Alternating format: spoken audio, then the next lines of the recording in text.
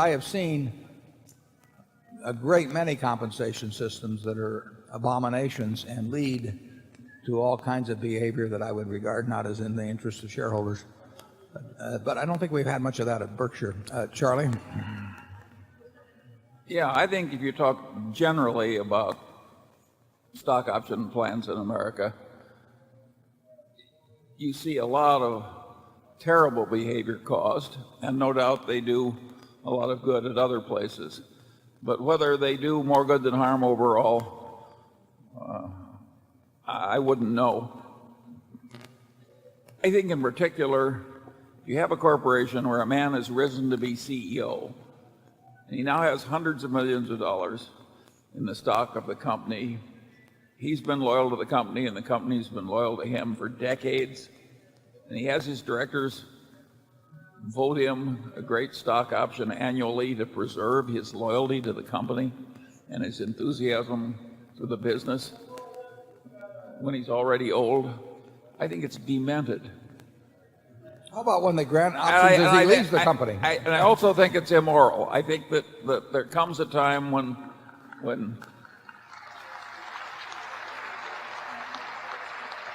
and I don't think you would improve the behavior of the surgeons at the Mayo Clinic or the partners of Cravath, Swaine and Moore if you gave the top people stock options in their 60s.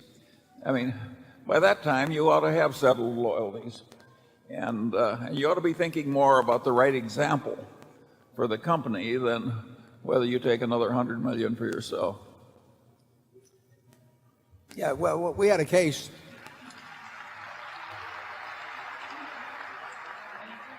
We've inherited some option plans because companies we merged with had them, and some cases they got settled for cash at the time, some cases they continued on depending on the situation. But more money has been made from options at Berkshire by accident, and this is not, it just happened that way, but more money was made by people that had options on General Re stock during a period when General Re contributed to a decrease in value of Berkshire. So we had all of the other managers essentially, in a great many cases, turning in fine results, and we had a bad result at General Re, and yet more money by a significant margin was made under options at General Re than has been made probably by all other entities combined. But it was an accident, but that's the point. It can lead to extremely capricious compensation results that have no bearing on the performance of the people. That in some cases get great benefits, and in other cases people did great jobs and their efforts were negated by results elsewhere. So it would be very capricious at Berkshire. You can argue that at Berkshire, for those that succeed me and Charlie, that anybody that is in the very top position at Berkshire has got the job of allocating resources for the whole place. There could be a logically constructed option plan for that person, and it would make some sense because they are responsible for what takes place overall. But a logically constructed plan would have a cost of capital built into it for every year. We don't pay out any dividends, so why should we get money from you free? We could put it in a savings account and it would grow in value without us doing anything. And a fixed price option over 10 years would accrue dramatic value to whoever was running the place, if they had a large option, for putting the money in a savings account or in government bonds. So there has to be a cost of capital factor in to make options equitable. In my view, that there can be cases where they make sense. They should not be granted at below the intrinsic value of the company. I mean, the market, a CEO says, my stock is ridiculously low when somebody comes around and wants to buy the company, but then grants himself an option at a price that he's just gotten through saying is ridiculously low, that bothers me. So if somebody says, we don't want to sell this company for less than $30 this year because it's going to be worth a lot more later on, my notion is that the option should be at $30 even if the stock is 15. Otherwise you have actually a premium built in for having a low stock price in relation to value, and I've never gotten too excited about that.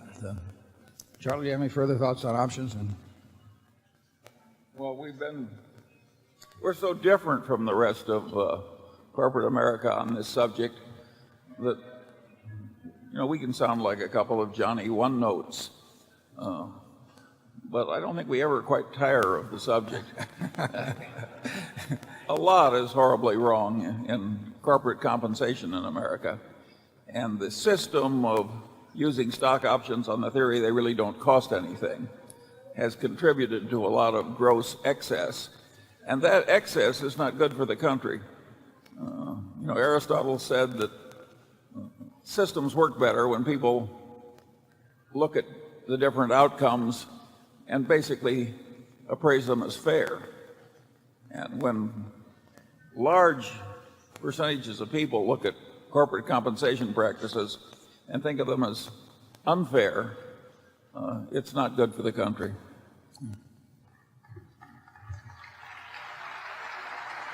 It will be hard to change, though, because basically the corporate CEOs have their hands on the switch. I mean, they control the process. You can have comp committees and all of that, but as a practical matter, I've been on 19 public boards. Charlie's been on a lot of them, and in the end, the CEOs tend to get pretty much what they want, and what they want tends to go up every year because they see other people getting more every year, and there's a ratcheting effect, and the consultants fan the flames, and it's very difficult to get change. And right now you've got corporate CEOs descending upon Washington to doing everything from trying to persuade to threaten your elected representatives to not have options expensed. And I think it's kind of shameful, actually, because this group who was getting fed very well under the system does not want to have those what clearly is a compensation expense recorded, because they know they won't get as much. I mean, it's that simple, and it's not based on anything much more complicated. And Charlie, do you want to talk about comp a little? Well, as the shareholders know, our system is different from that of most big corporations. We think it's less capricious. The stock option system will give extraordinarily liberal awards sort of by accident to some people, and it will deny other people any reward at all at some different time, in spite of great contributions made by the people who are getting nothing. So, except where we inherit it, we just don't use it. But we must be in a minority far less than 1%, right? It's where we like to be, right? It's interesting. We inherited some stock options at Berkshire, primarily in the General Re transaction, and not through any failing of anybody, or there's no aspersion to be cast, but at all. But those options turned out to be quite valuable. They would not have been valuable if General Re had been left alone as a standalone company.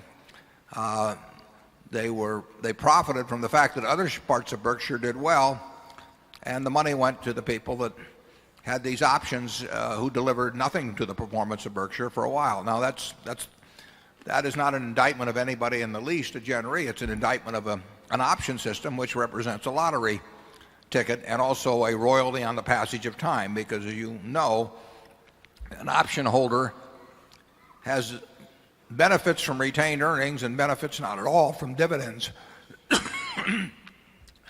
And that puts his interest, maybe quite contrary to that of the shareholders. So we believe in paying for performance, but we believe in tying performance to what is actually under the reasonable control of the person that's being measured. And to give a lottery ticket on the overall results of Berkshire Hathaway to someone who is running a business that's 1% of the whole is really crazy. And I would say that you have seen probably more misdirected compensation throughout the corporate America in the last 5 years, than in the 100 years before that. It's been extraordinary. And there was wealth creation in the 90s, just like in the 80s and the 70s and the 60s and the 50s, but there was a wealth transfer had never been experienced before. And you can't blame people for wanting to cash in on it. If anybody wants to walk up and hand me a half a dozen lottery tickets for the Nebraska lottery, I'll accept them.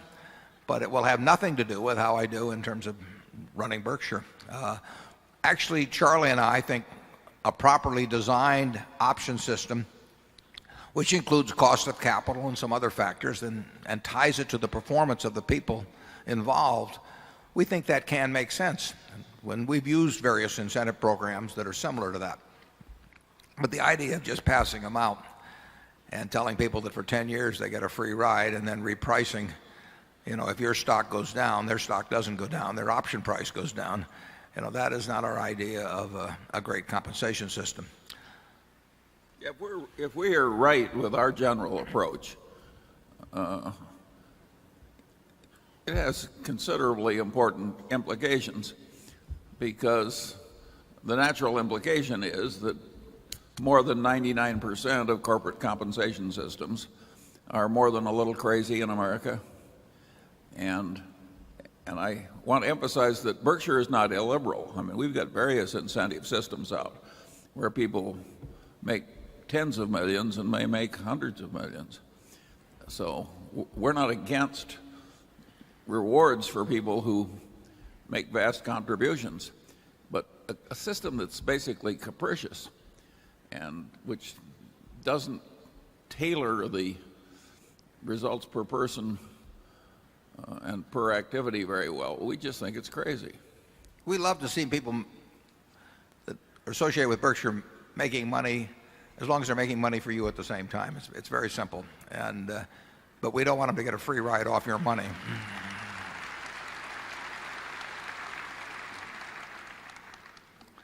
Compensation's an interesting subject, and I'm going to write about it next year or something. But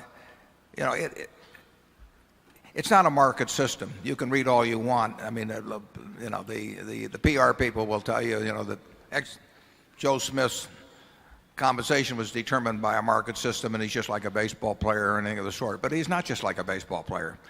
The baseball player negotiates with somebody who's spending his money to hire the baseball player and making a calculation whether he's better off laying out the money out of his own pocket, the owner of the team, to get that player. But when you get a comp committee at a large American corporation, you have somebody with an enormous interest in the amount of comp on one side of the table, and you've got somebody on the other side of the table who was not picked because they were the Doberman of the board, believe me, and who is dealing with what many times is what my friend Tom Murphy used to call play money. I mean, it's almost meaningless to the person on one side of the table whether somebody gets 100,000 shares of restricted stock or 1,000,000 shares of restricted stock, and it's not meaningless to the guy on the other side of the table. Almost every other negotiation in American business, you have some parity of concern, but you do not have a parity of concern, in terms of comp at the top levels. You have a parity of concern when you get down to labor unions. I mean, the management wants to keep down the prices, and the union wants to get more money, and that's a real negotiation. And you have lots of other real negotiations in American business, but the compensation in many companies, not all obviously, but in many companies, has not been a real negotiation at all. And the management has hired comp consultants to come in, and I have never seen a comp consultant come in and say we ought to reduce this guy's salary. I've also never seen a comp consultant come in and say, why don't you get rid of this bozo? They can't all be wonderful, but can you imagine a comp consultant doing that, never getting another assignment? It wouldn't happen. So it's a bad system, and it needs improvement, and it may be getting a little improvement. And as I wrote in the annual report this year, what happens with comp is the acid test of corporate reform. Because frankly, the CEOs of America, they don't care whether their boards are diverse or not diverse or anything of the sort. They care about how much money they make in a great many cases. And you, the owners, and big owners in particular, have to provide some countervailing force, or you'll have what you've had in the last 20 years, which is an enormous disparity in the rates of compensation of people at the top compared to people at the bottom, and also a disconnect between the comp of people running businesses and the results of the owners who gave them the money. So arise, shareholder.